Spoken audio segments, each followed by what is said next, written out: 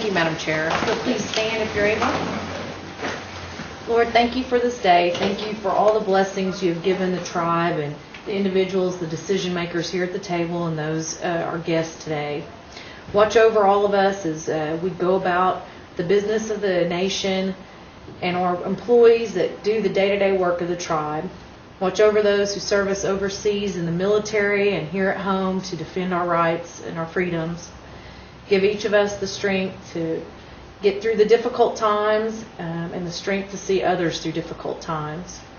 Watch over those in poor health, and in your name, amen. Roll call. Julia Coates. Here. John Gardner. Bill Anglin. Here. Bill John Baker. Here. Jack Baker. Here. Harley Buzzard. Bradley Cobb. Joe Crittenden. Jody Fishinghawk. Here. Meredith Braley. Here. Mel Fulbright. Chuck Hoskin Jr. Here. Tyler Glory Jordan. Present. Curtis Snell. Here. Chris Bowe. Here. David Thornton. Kara Cowan Watts. Honey. You have a quorum. Thank you. I would entertain a motion for the approval of the minutes from the August 16th meeting. So moved. Do I hear a second? Second. All in favor? Aye. Any opposed? We will move to reports, and first we have Career Services. Ms. Kelly. Thank you, Afternoon. Madam Chair, members of the Council Committee, Ms. Speaker. Good. What? Okay.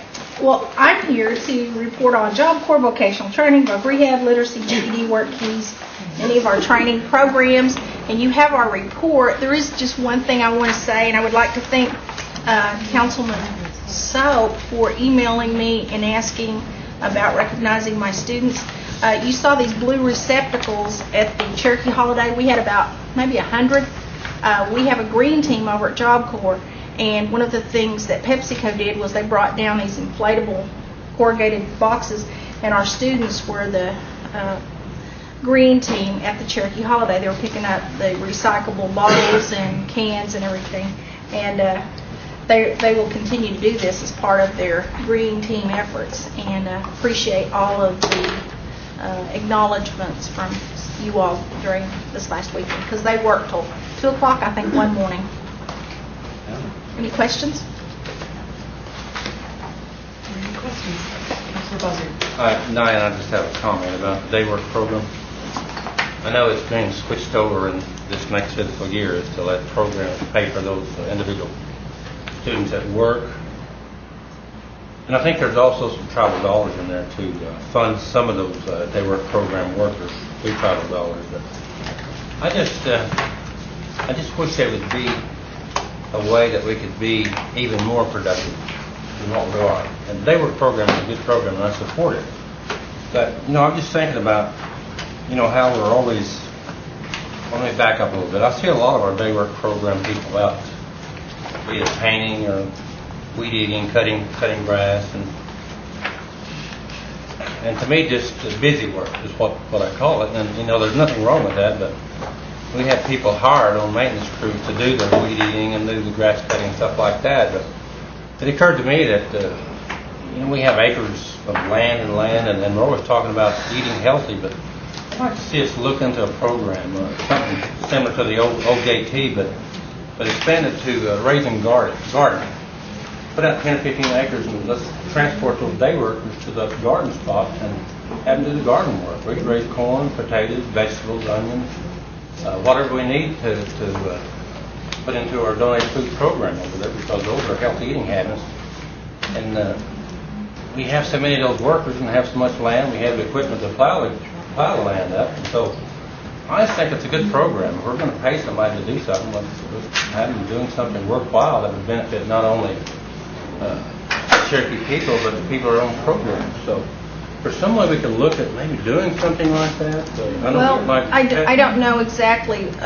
I know you're probably referring to some of the workers that you've seen, but some of the workers have been in what I call very meaningful type jobs. In fact, some of them have been hired in jobs here at the Nation as well as other jobs. In fact, one of my counselors had 30 job day work people, and she placed 15 last month. And some of them are highly educated, and they're working in other capacities, not just maintenance type jobs, and you may not even know they're day workers working in some of the offices or in some of the capacities throughout the nation. Well, I'd be curious to see, I'm thinking if I'm a program director there and I'm going to hire day workers to come in and work, I may be a little hesitant to hire very many of them. And I know we have a lot of them on the program, but I just think that is a meaningful thing for them to do to not only help our Cherokee people, but put it into our donated food programs, especially the vegetables and stuff like that. Anyway, it's just a thought I wanted to bring out to let us think about it. So we have equipment to plow the ground up, and the seeds cost very little to buy, and we could certainly work those people. I mean, if they want to work, they may not want to raise a garden or plant corn or potatoes and vegetables, but it's something they could do. So anyway, I just wanted to bring it up to let us think about something. Okay. Thank you. That's well taken. I think that probably Councilman Thornton can elaborate on one of the projects that we did down in Sequoia County out at the park with several workers. We had quite a few workers out there, and then we kind of cut back on the number of workers, but they were able to go down there and clean up a park that had not been used, and I believe it was used most all summer long as a result of the work that those day work people did. But you've also got to remember, I've got a lot of women too that are coming in, so I just don't have all men. Could I have a follow-up? And that's something that both can do. Men and women both can do the gardening work. And the other thing that I failed to mention is our pine forestry down at the Kenwood Reservation. A lot of those people know how to run a chainsaw, know how to cut wood and cut logs and stuff. So those are some meaningful jobs that not only benefit the tribe, but would benefit individual Cherokees from gardening projects for sure. But anyway, I just wanted to bring that up as a comment or for something for us. Thank you. Okay. Thank you, Madam Chair. Councilor Clark? On the same subject as Diana mentioned, there's a lot of these people that are concrete finishers, welders, carpenters, and I think that we actually sent some of them down to Louisiana, didn't we? And some of them's doing pretty good down there. But, there are some mixed in there that would, probably be farmers too. But we have some expertise there that's been used that's really great in this program. And I feel Diana, I'm sure, thankful for this program. Thank you. Speaking of the Louisiana project, Great, but then again, this is discretionary funding, and it's something that we have to kind of watch. And of course, we run out of discretionary funding last year. We run out of funding, discretionary funding. We ended up pulling funding out of general fund and other places to fund other programs. Looks like to me that we better watch what we're doing. I don't know how many people's hired on that program now. we have a new report that will be given out at the Executive Finance at the end of the month. It's a graph similar to what I gave you before. It'll show you from, I think, February forward exactly where we're at with it.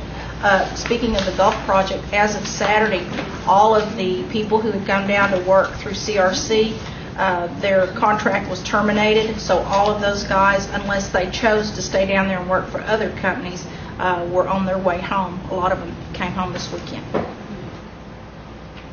Madam Chair, I have one more comment, Diane, and then I'll be through.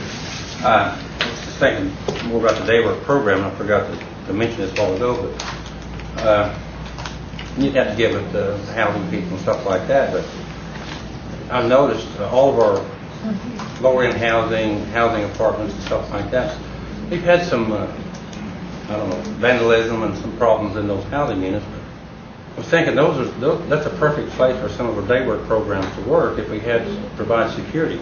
And I'm talking about, walking through from 10 o'clock at night to 7 or 8 o'clock in the morning, and I realize, you'd have to have some training on security, but there's something we could work through with people in housing. Those are actually to be paid jobs. And I was just thinking about an incident there in Jay just recently. If we had a security person walking through that housing district, the incident that happened may not have happened. And you know, we probably couldn't arrest anybody like that, but they could certainly be there and make a 911 call to local police or to the marshal. So did visit with the Houndsman with David Sutherland like that. I'm sure we could use some of those people. I think it would be a benefit for the people living over there. Thank you, Mr. Chair. Councilor Watts. Thank you, Madam Chair. Are we also using those tarot fees to train some of these folks in some oaks? Because that would be tribal revenue as well. Yes, ma'am. In fact, the Gulf project was funded through our tarot revenue. Okay. Great. Thank you. Thanks, Madam Chair. Councilor Fishing Hawk. When will we have money again? I've been getting calls on our vocational programs, like go to Longy, you know, the gas fee, and every time I turn around, they're saying we're told we're out of money. Well, our new fiscal year starts October. So what we've been doing is, in some of the offices, they have given them a checklist and asked them to bring in all of their documents in October, or else if they wanted to come in and start their application, the counselors will start it, but they can't complete it until they bring in all their documents. But as of October 1, when the new fiscal year starts, is when we will actually start placing people in vocational, because we won't have any funds until then. Okay, thank you. Are there other questions? Councilor Watts. Thank you, Madam Chair. And I am not up to speed on what those programs would cost.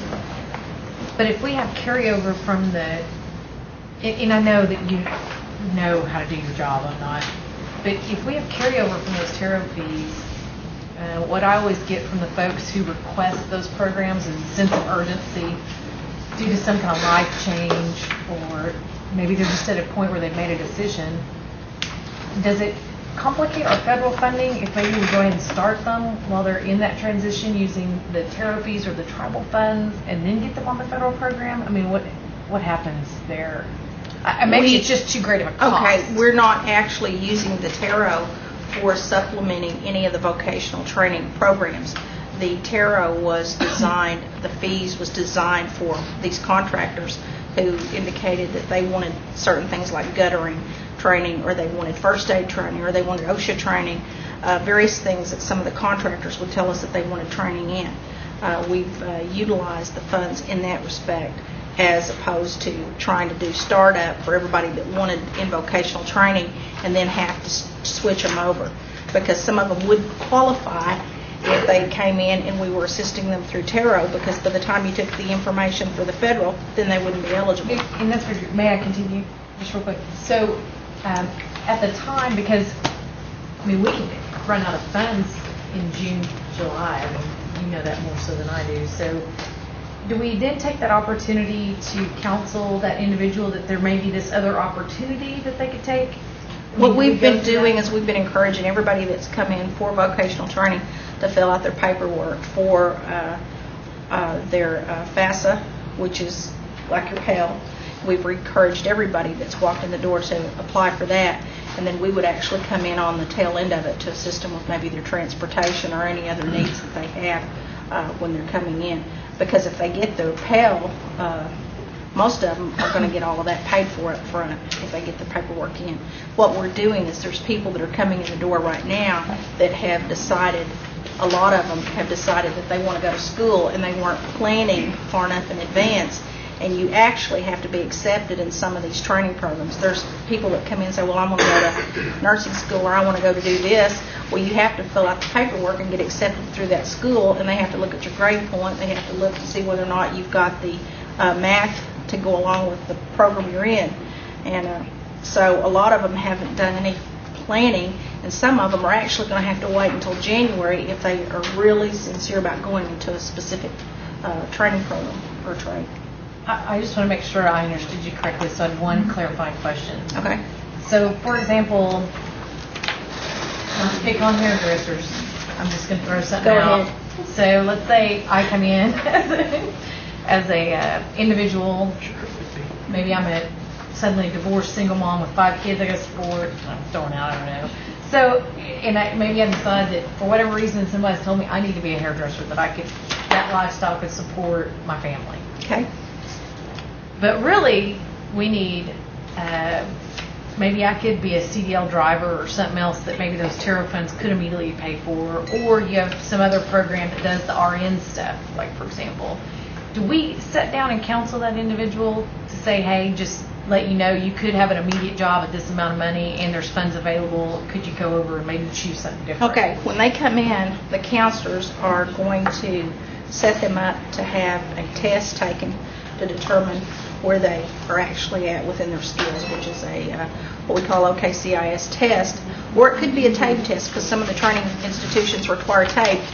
And then we would even ask them to look at going in and taking a work keys assessment as well. Some of them will, some of them won't.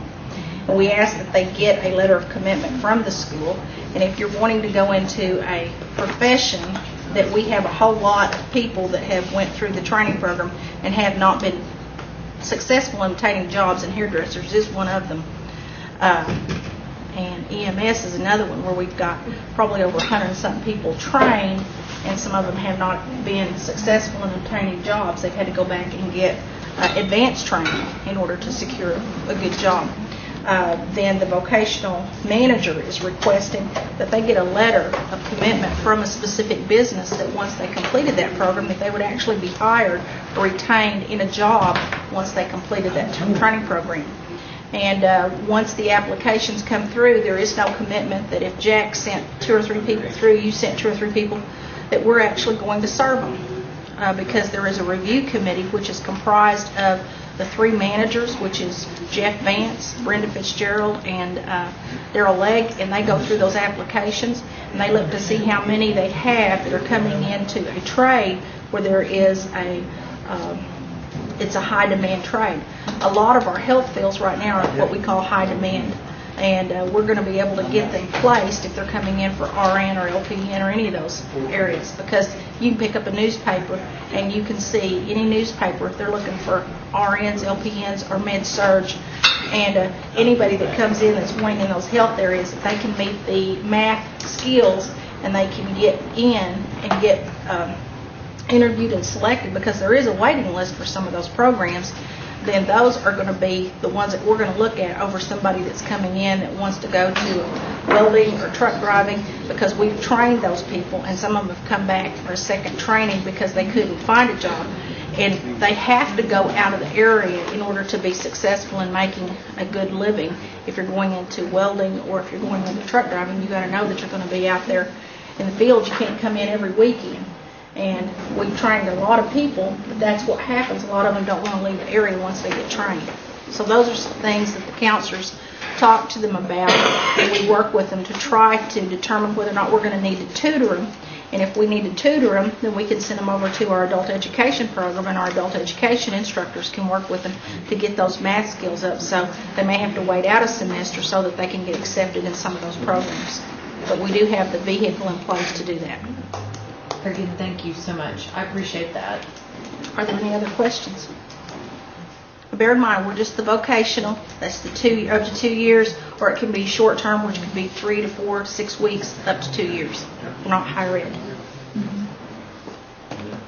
Okay. Mr. President. Well, just a comment. That's good information, Diane. I didn't realize you did all that, I guess, to weed some people out, but that's a good idea. But all of my counselors are degreed people, so they know what you have to have in order to get through a training program.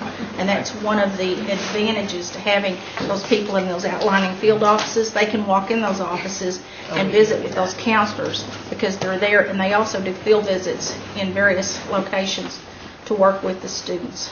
It's just amazing, though, that we've done this for many years, that we're about to run out of things that you train for, IT, that's one there, but you got to have some pretty high skills to pass the test to do it. Sure do. You might need to think one other box to try to do something else, sound to me like. Okay, thank you. Any other questions? Okay. Thank you. Thank you.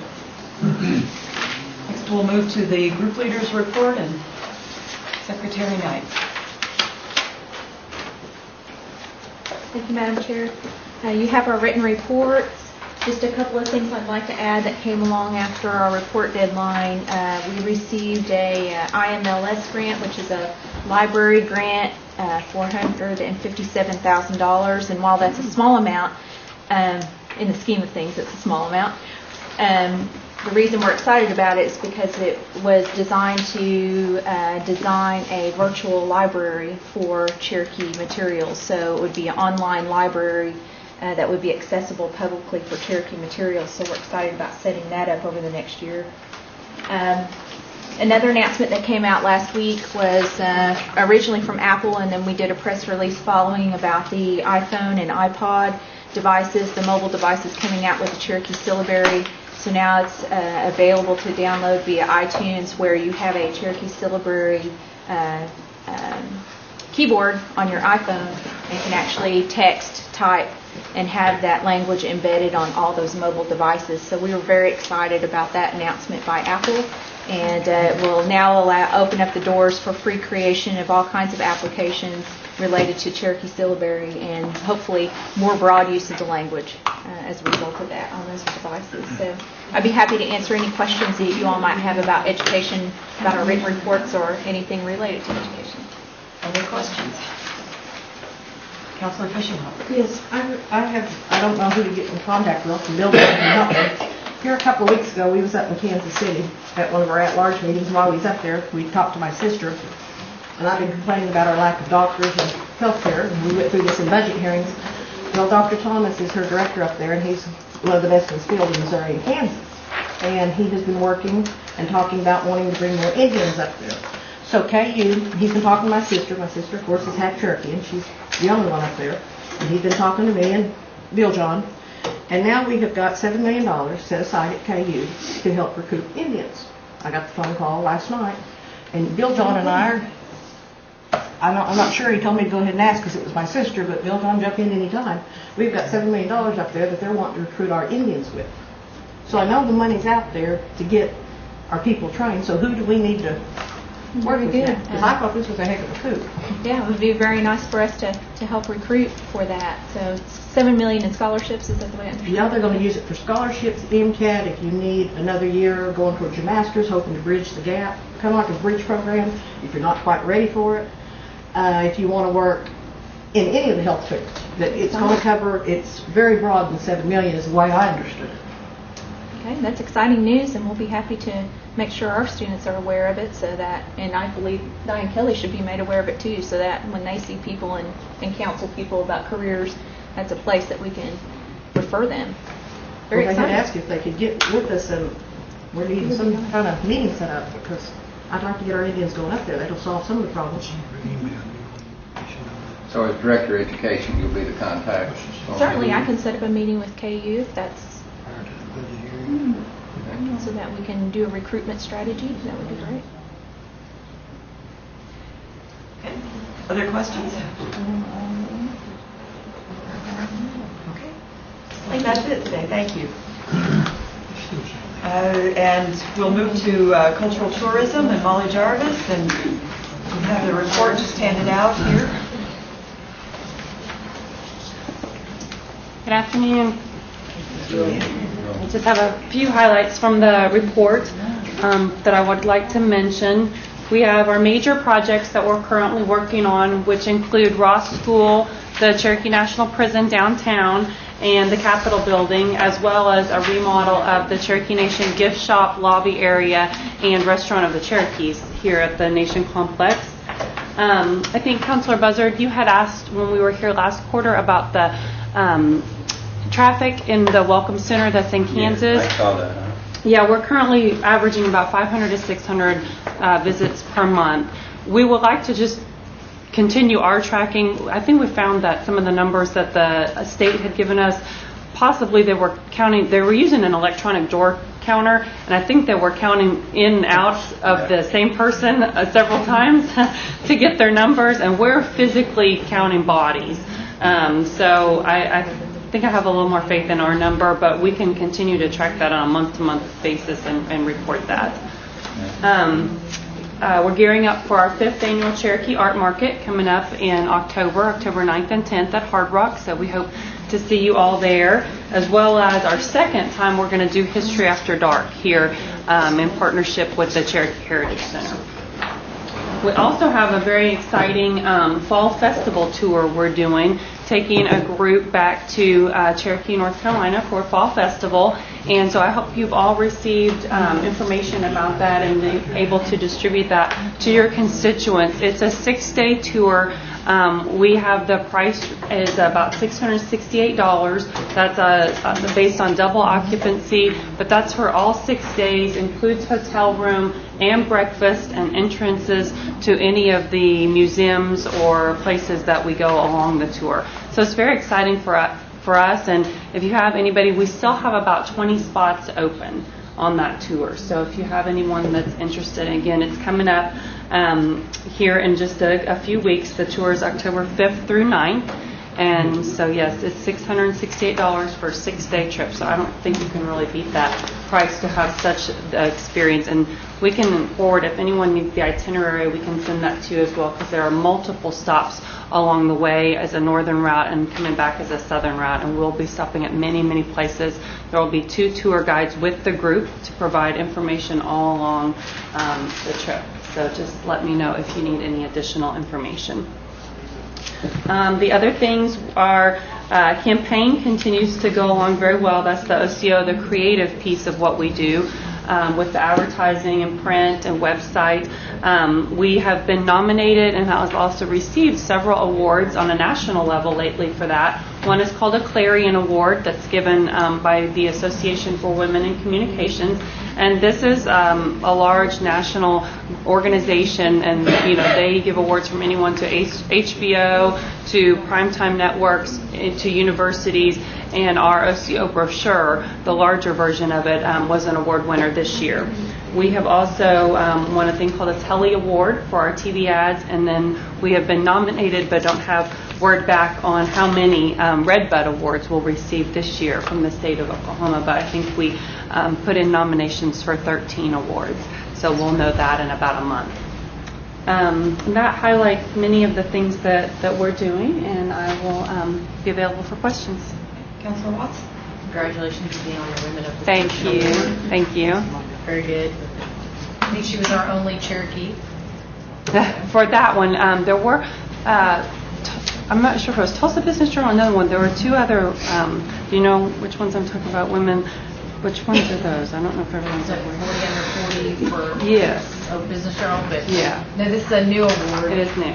And she was one of 20 women, so very good. Thank you very much. Thank you. Thank you, Madam Chair. Are there other questions?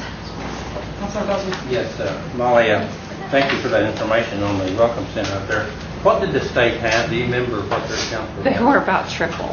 Oh, is that right? Yeah. Okay. That's why I don't think that changed that dramatically just when we took over management of it. And I've physically been in the center and watched people enter and exit multiple times, and I think that's why the number was so inflated. And I agree that, that Welcome Center is probably not located in the best spot to get in and out off the turnpike. You've got to get off and get back on. So Yes. that's kind of hinders the sun. But anyway, being what it is, at least it's there. Mm-hmm. And I do have another question, I guess. I had brought this up before, and I don't know who I talked to about it. We're a little concerned about the OCO, how we use it. And I brought it up to somebody to check and see if we need to trademark that name. Because do you know if it's been done, or have you checked? We in are to see if we working need to? on it, Okay. and the thing that we could trademark is the look of it Okay. and how it's used, not But- the word itself. But not the word itself. Right. Okay. And the reason I thought about that is, how Chief Cherokee is used and other Cherokee words are used all over the United States now. So we don't know. We just had some concern that it may get out. We've actually already seen it. It copied a couple. Oh, I'm sure you have. Yeah. It's a nice, it's got that good Yeah, thing to it. we are working on that. Okay. Thank you. Madam Chair. Any questions? Thank you. Thank you. Next, we move to old business, and there is none pending. There is one item under new business, which is a resolution authorizing Career Services to develop and submit a grant application to the DHHS Administration for Children and Families for a Health Profession Opportunity Grant to serve TANF recipients and other low-income individuals, and I would entertain a motion for its approval. Second. All in favor? Aye. Any opposed? Julia, would it be all right if I could be added as a sponsor of this? Yeah, absolutely, absolutely. So, Counselor Jordan would like to be added as a sponsor. We move to announcements. Are there any announcements? Counselor Garvin? I think most of you got an email from me from the United Kingdom this morning. I want you to know it's a hoax, but I got a lot of calls, and those that sent money, I'm going to have to return it to. I just wanted one 2,800, but I got a bunch of them. See you at the meeting, Don. Okay. All right, I'd entertain a motion for adjournment. Move we adjourn. Second. All in favor? Aye. Any opposed?